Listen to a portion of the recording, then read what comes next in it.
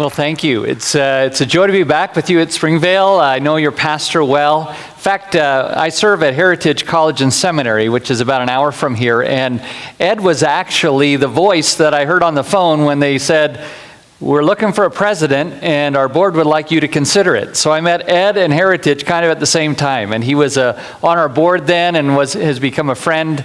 And I appreciate him and his ministry here. I also saw that your youth director of youth is Zach Gaznick. When I first got to Heritage, Zach was a student there. And I could tell right from the beginning that this guy was going to go somewhere. He couldn't sit still. He loved the Lord. He loved people. He wanted to serve. And you have him serving here. I commend you. And I think he's away this week. But he's the kind of student that we're looking for at Heritage College. So if you're a young adult and looking for some top flight Bible training to head you off into life, whether that's for 1 year, we have a program, or whether that's a lifetime of service, I'd love to talk to you. I have a table out there. We also have a seminary where we're training men and women who really want to serve the Lord. Many of them go vocationally as pastors, missionaries, church leaders. And again, if we can be of help to you, our mission is to strengthen the church by training up the people who will serve the church well. And so I'm passionate about that. Would love to talk to you more if you're interested. But today I get to be part of your Solomon series. Sorry I'm not part of the big secret thing. I don't know what that is either. I'd like to be back in 2 weeks, so see what that is. You know, about 50 years ago, a song was released that became kind of a cultural iconic hit. In fact, it still gets airplay today.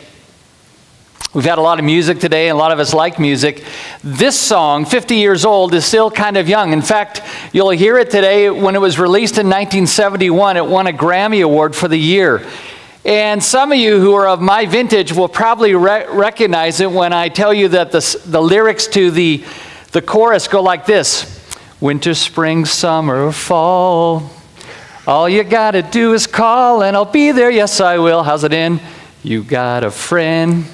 That song, sung by James Taylor, became one that was a bit of an anthem for a generation in some ways. Well, my kids grew up with a different anthem for friendship when it comes to song. For my kids' generation, the song that probably sticks in their heads a little bit more is the song that was immortalized of the friendship between Woody and Buzz Lightyear. You got a friend in me. Remember that one? When the road seems rough ahead and you're miles and miles from your nice warm bed, you just remember what your old pal said, 'cause you got a friend in me. Remember that one? Now here's my question for you. Why do you think those two songs about friendship, written decades apart, why do you think those two songs have found their way into so many people's hearts? Well, I'm guessing the answer is that those two songs deal with friendship, and friendship is a longing that runs deep in our hearts. We all want that kind of friend. We want a friend who's going to be there winter, spring, summer, or fall. We want a friend who says to us, listen, when the road looks rough ahead, you got a friend in me. We want that kind of friend. And most of us want to be that kind of friend for others. We'd love it if somebody said, you're that kind of friend for me. But here's the rub. Many of us go through life not enjoying that kind of friendship as much as we wished. See, God knows that we are wired for friendship and we long for it, but sometimes we struggle with it. Maybe that's why He talks about it so much in His Word, especially in the book of Proverbs. In your Solomon series here, you're looking at some themes that run through the book of Proverbs. And today, the theme we're going to look at is that of friendship. We're going to hear what some proverbial wisdom is on friendship. Proverbial wisdom on friendship. And here's what I'm hoping. Here's what I'm praying will happen today. I'm praying that today you will get a renewed vision, a reminder of how precious it is, how valuable it is to have a true friend. That you will prize that you will prioritize that. But more than that, I'm hoping you'll get a clearer sense of what God says a true friend looks like.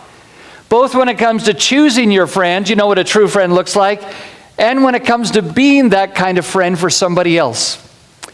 Today I want us to get some proverbial wisdom about friendship so that we might be that kind of friend and find that kind of friend. To do that, we're going to look at a number of verses in the book of Proverbs. So if you have your Bible, would you take it and join me? We're going to start in Proverbs 22. Proverbs 22. So scroll there or open there. We're going to be in Proverbs 22. I'm going to talk to you about some proverbial wisdom about friendship. But before I do, let me just pray for our time in the Word. Let's do that. Father, I thank you for this congregation of faith. I thank you that there are some here who have been a part of this church for decades and have probably developed deep and abiding friendships here in this congregation. And there are others, Lord, that are newer here and maybe are longing to find those kind of friendships among the men and women here. Think of young people, Lord, who are formulating friendships as they grow into adulthood. I pray that wherever we are, you would speak to us through your word to point us to what you say about friendship. And I ask this in the name of Jesus. Amen.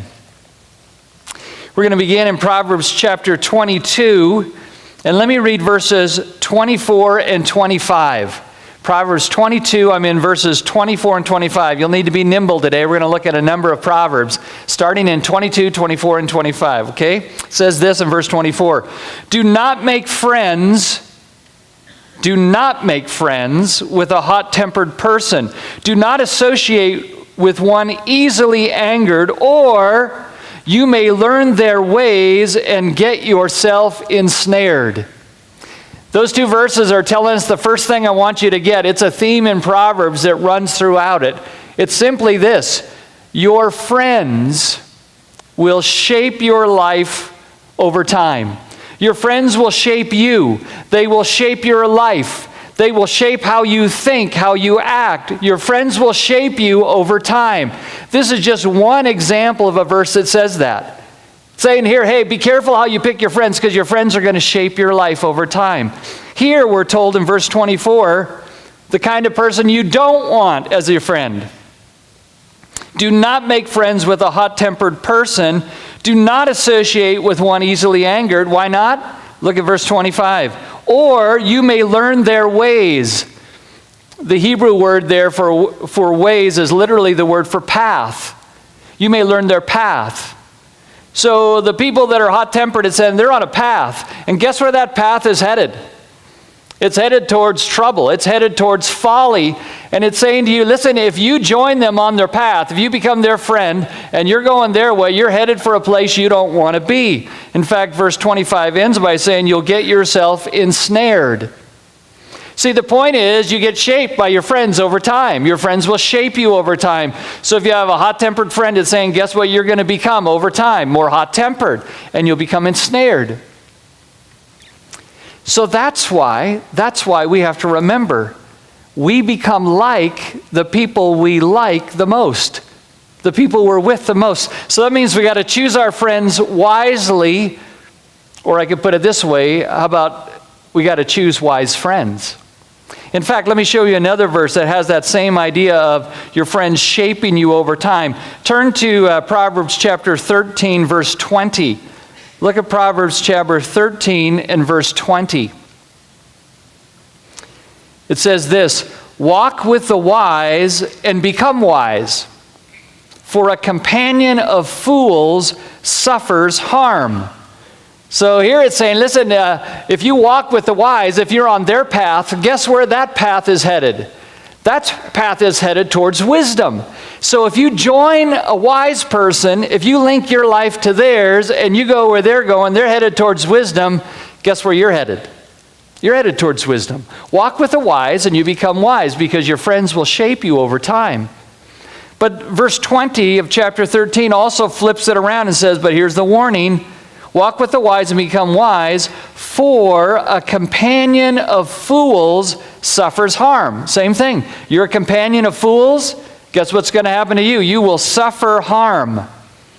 The Hebrew word there translated harm is the word that is sometimes translated broken. Like he's saying, the companion of fools ends up broken. You want a broken life?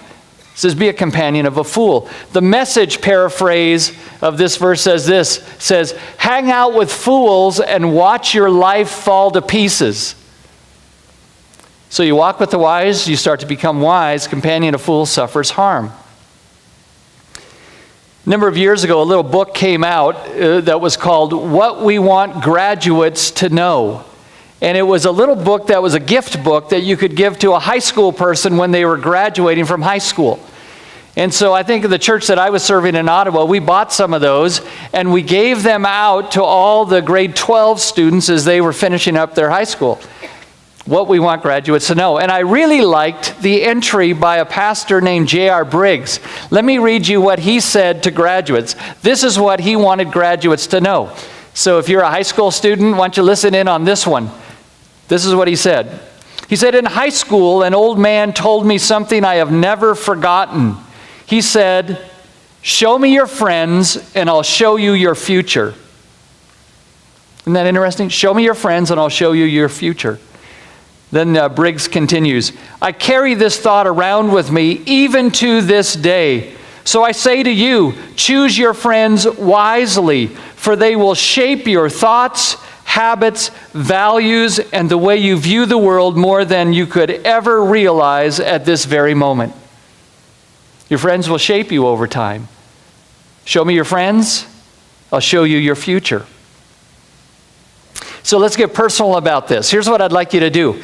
Why don't you think for a moment with me about the 2 or 3 people that you would consider your closest friends.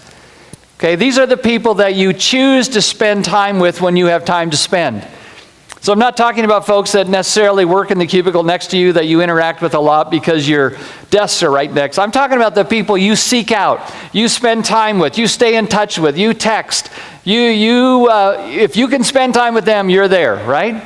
Who would make your short list of the 2 or 3 people you would count as your closest friends? Got some names? Now here's the follow-up question. Are those people walking on a path towards folly, or are they walking on a path towards wisdom? Like which way would you say? Are they walking on God's way towards wisdom, or are they kind of walking the opposite way towards folly? And do you want to head up in the destination where they're headed? Because over time, your friends will shape you. Show me your friends, show you your future. You say, well, okay, I do want to have the right kind of friends. But are you saying that that means we should never spend any time with people that are lost, that are headed the wrong way, that are maybe don't know Jesus at all? Should we just kind of avoid all of those people? And I would say to you, no, that's not it at all. Jesus was called a friend of sinners. But I think what Proverbs is saying this, yes, be friends with people in the sense that you reach out, you love all people. You try to bring the grace and gospel of Christ to all people. But when it comes to your closest heart friends, you pick people that are headed His way. You pick people that are going on the way of wisdom, because your friends will shape you over time. Show me your friends, I'll show you your future. So maybe you hear that and you say, okay, I get that. I would like to have those kind of friends. But how do you know one when you see one? What does a true, wise friend look like? How will I know if I've met one? How will I know if I'm becoming one? What does it mean to be a true friend? Well, I think Proverbs boils that complicated question down to a rather simple answer. It boils it down to 2 main messages. There's more that you could say from Proverbs, but here are 2 things that come out loud and clear. You want to know what a true friend looks like so that you can find one, so that you can be one? Let me give you the 2 things that I think Proverbs really hammers when it comes to a true friend. Here's the first one. How do you know a true friend when you see one? How do you be one? First, a true friend sticks with you in adversity. One of the marks Proverbs says of a true friend, you can count on this, they're going to stick with you in adversity. When the road looks rough ahead and you're miles and miles from your own warm bed, you got a friend in me. They're going to stick with you. Winter, spring, summer, or fall, all you got to do is call. A true friend sticks with you in adversity. Let me show you a few verses that highlight that. Join me in Proverbs 17 and look at verse 17. Proverbs 17:17. Look at this one. It says, a friend loves at all times, and a brother is born for a time of adversity. Friend loves at all time, and a brother is born for a time of adversity. Let me just remind you of something that's true about Proverbs. You see how it has two lines? Many of the Proverbs have their couplets, right? They have two lines. There's some variation, but often they have two lines. That's because that's how Hebrew poetry tends to work. Hebrew poetry rhymes ideas, it rhymes thoughts, and it uses a technique that is called poetic parallelism. What that means is it gives you two lines. This is kind of the simplistic description, but it gives you two lines, gives you one line, and then it gives you a second line that is somehow related to the first line.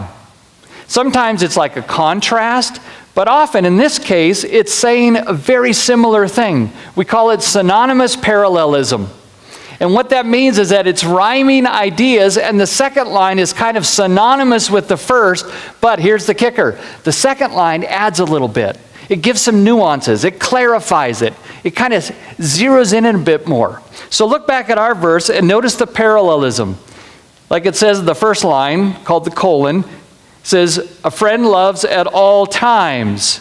And then look at the second line, and a brother is born for a time of adversity. Do you see how time is kind of parallel with time of adversity? What the writer is saying is this, a friend loves you at all times, and then in his second line he says, and especially times of adversity.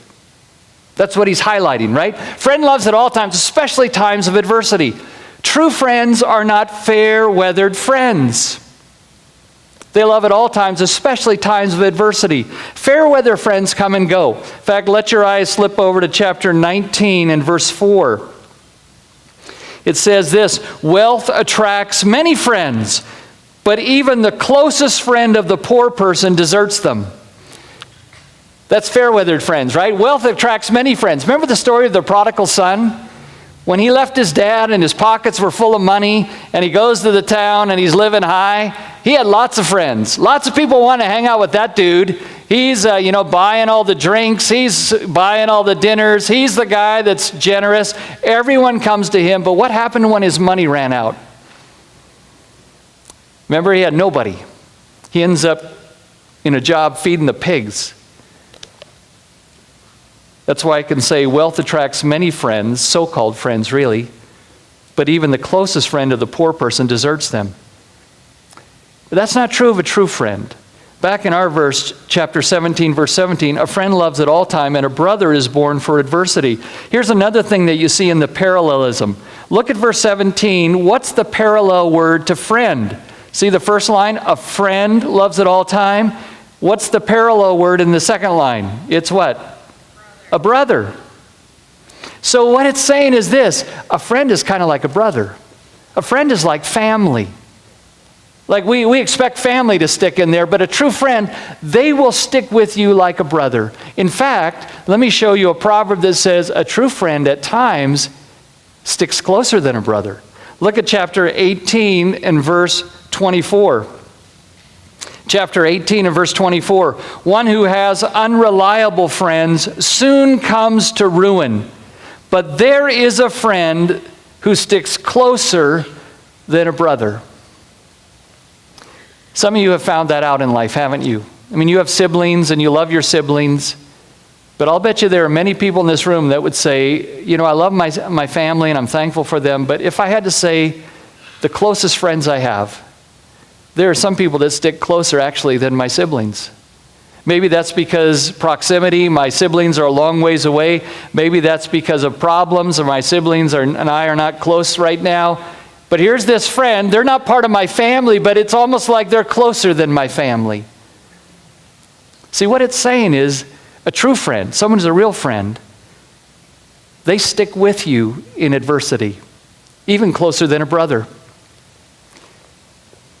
handful of years ago, I read a book by a guy named Dick Winters, Major Dick Winters. You might recognize his name if you've ever seen the miniseries, the World War II miniseries called Band of Brothers. He was the captain that led Easy Company. The book tells his memoir of leading Easy Company in World War II. Easy Company was a regiment of parachuting infantrymen. And they were part of the 101st Airborne Division. And if you know their story, they were parachuted behind enemy lines, behind German lines, right before D-Day. So they get parachuted in to try to cause trouble and stop the advance of the Nazi troops when the Allied forces hit the shores of Normandy. And Dick Winter writes the story about these men. They're called a band of brothers. They became closer than brothers. I mean, they lived with each other. They died with each other. They died for each other. They sacrificed themselves for each other. It's an amazing story. Some of the guys would get wounded, and they would get taken to the back, so away from the front lines, taken to the back to kind of get some medical treatment. And some of them would sneak out of those makeshift hospitals and snake their way back to the front lines where all the shelling was happening, because they said, I got to be with my brothers. Like they were committed to each other. After the war, many years in succession, they would meet. They had a reunion. I don't know if any of them are still living, but it wasn't that many years ago when these men were older men now. They were still gathering every year because they knew what it was like to be a band of brothers. They stick closer than a brother. I was thinking about that this week, about my life and friendships. And let me ask you the same question. Would somebody look at you and say, you're that kind of friend for them? Like, do you know somebody right now that's going through a time of adversity that would say, I'm so thankful for, and then they'd say your name, because they stick closer than a brother or a sister? Or maybe there's somebody that would be on your list of friends that you know is going through a very difficult season right now. And maybe God would be saying to you, listen, it's time for you to step up. They need you now. Because a true friend sticks with you in adversity. Now you might hear that and say, okay, that's great to know. I guess a true friend is someone who's always going to make your life better. If you're going through a hard time, they make it easier. That's what a true friend does. And I'd say, well, that's partly true, but that's not all the truth. In fact, there's a second message that comes out of Proverbs about a true friend that may surprise you. It may seem counterintuitive. Here's how I would put it. Not only is it true that Proverbs says a true friend sticks with you in adversity, but here's the second thing.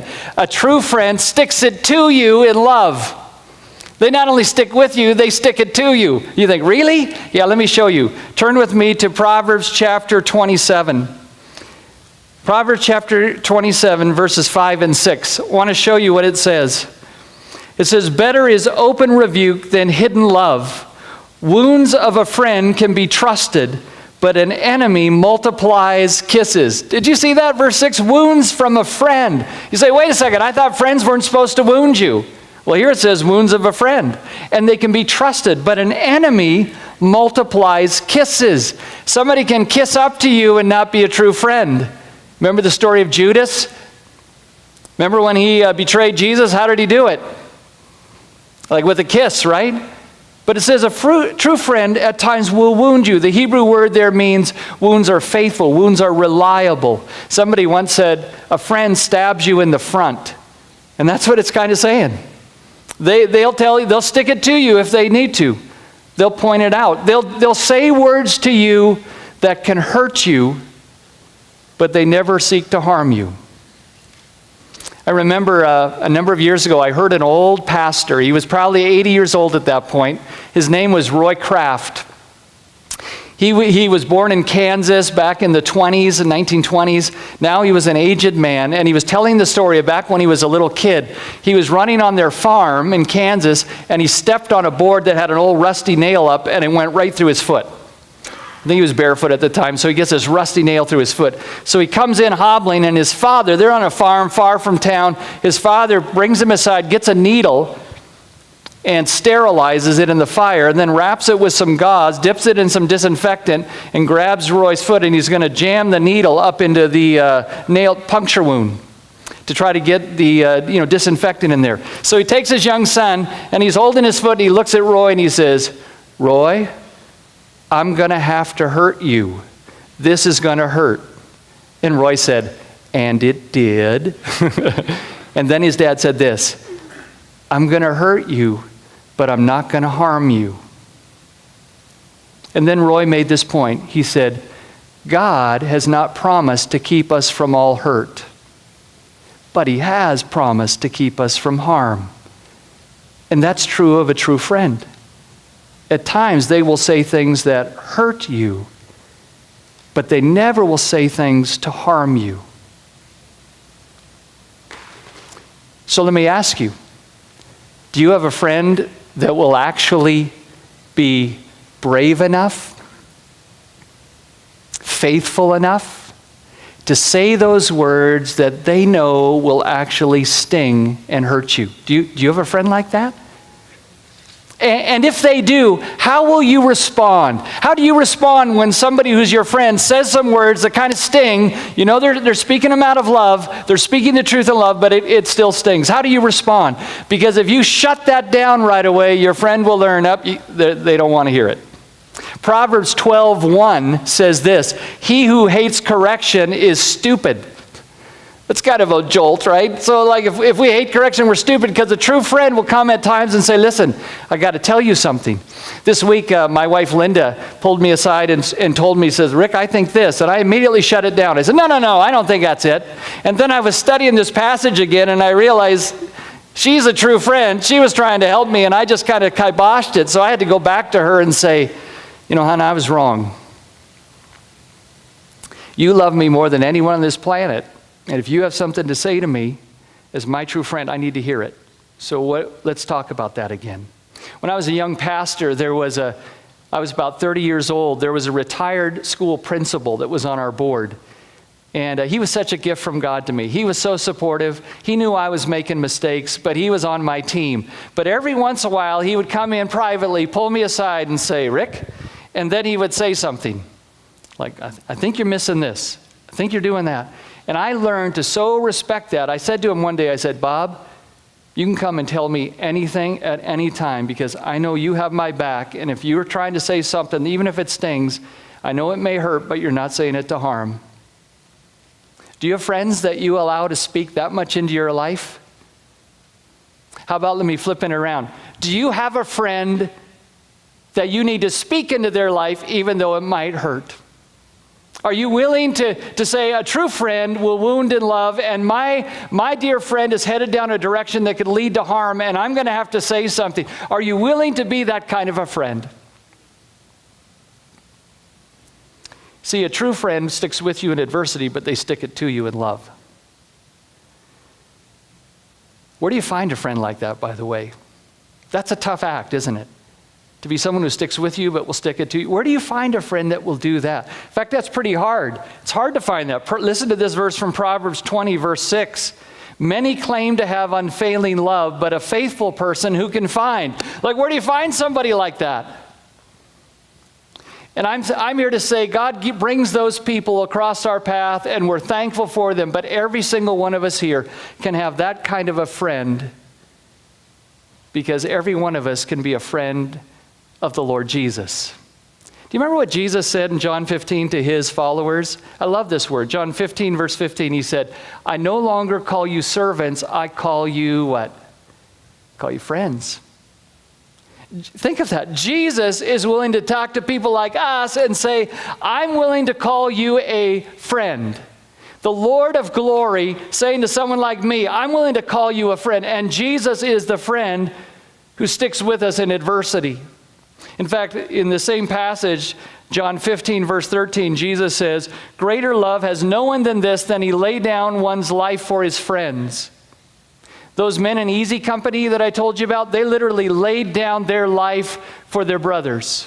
But Jesus went further. He didn't just die for his friends. Romans 5:8 says, "While we were still sinners, Christ died for us. Like we were still wearing the Nazi uniforms, and he still dies for us. He sticks with us in adversity. But Jesus also sticks it to us in love. The next verse, John 15:14 says, "You are my friends if you do whatever I command." Jesus is a friend, that's true, but he's a friend that will say to us, listen, you need to do what I say. You need to go my way. He's not a friend that just says, do whatever you want. He's saying, do whatever I want, because my way is the way of wisdom. My way is the way of truth. So if you're here today, and you know you need that kind of friend, here's where you start. You start with a friend in Jesus. For some of you, you've been a friend of Jesus for many years, but are you acting like a friend? You're counting on him to stick with you. Are you letting him stick it to you? Are there things that Jesus would say to you that sting, but you know that it's meant, though it hurts, not to harm? Will you let Jesus be the Lord of that area of your life? And maybe you're here and you've never become a friend of Jesus. You know, you can. He offers friendship to all who come to him by faith, all who say, Jesus, if you gave your life for me, you died for all my sins, you rose from the dead, and you want to be my friend, I give you my life. I give you my friendship. If you've never done that, if you've never made that personal decision, you can do that today and start a friendship that will go forever. It's the dearest friend. I have some dear, dear human friends, but I have no friend like Jesus. And neither can you. You know, I started off today by telling you about two songs about friendship. I like both those songs, but neither of those two are my favorite song on friendship. My favorite song about friendship was written by a guy named Joseph Scriven. Is that name familiar to anybody? Joseph Scriven. He actually is buried not far from here. If you go down to the 401 and then head up, you'll hit Port Hope, little town of Port Hope. There's a en route right there, right? If you go into the little town of Port Hope, and I actually went there one time with Janice, with your mom and dad. They took us to Port Hope, and there's a little obelisk. There's a little memorial for a guy named Joseph Scriven. Let me just tell you a little bit about his life. He was born over in Britain. He was engaged to be married, and shortly before he was going to get married, his wife fell off a horse and was killed. It was tragic. So here's this guy, he's brokenhearted, lost his fiance. He moves to Canada, to Port Hope, and starts over. And while he's there, after a number of years, he falls in love again with a Canadian girl. And before they get married, she chooses to get baptized, and they baptize then out in the lake. And I think it was April, it was the spring. They baptize her in the lake. She catches a chill, which turns into pneumonia, and she dies. So here's a guy that's lost two fiancées. His heart's broken. He goes back to the UK. His friends there kind of let him, they didn't really spend much time. He comes back to Port Hope. He spends his life working as a tutor. He sells wood. He has a very quiet life in Port Hope. And as he's dying, you can still go see the little house where he lived and where he died. A friend is rummaging through one of his chest of drawers and comes out with a little slip of paper. And he says, Joseph, what's this? And Joseph Scriven said, oh, that's just a little something the Lord and I did together. And it was the lyrics of a poem that he wrote. And that poem, written by Joseph Scriven, is one that most of you here in this room will know because we still sing it today. It starts this way: what a friend we have in Jesus, all our sins and griefs to bear. What a privilege to carry everything to God in prayer. Oh, what peace we often forfeit. Oh, what needless pain we bear, all because we do not carry everything to God in prayer. Joseph Scriven, did Jesus keep you from all hurt? No, he didn't. He had many hurts. Did Jesus keep you from harm? He said, yes, he was a faithful friend to me. Have we trials and temptation? Is there trouble anywhere? We should never be discouraged. Take it to the Lord in prayer. Do thy friends despise, forsake thee? Take it to the Lord in prayer. In his arms he'll take and shield thee. Thou wilt find a solace there. See, Joseph Scriven's life song, life story was this: I had many hurts in my life. I had some things that crushed my heart. But through it all, I found a friend who never left me, a friend in Jesus. And so, my dear brothers and sisters, I say to you, I hope that God graces you with some human friends that are true friends, stick with you in adversity and stick it to you in love. But my deepest hope for every one of us is that you will find Jesus to be the friend who does stick closer, not only than any other friend, but closer than a brother.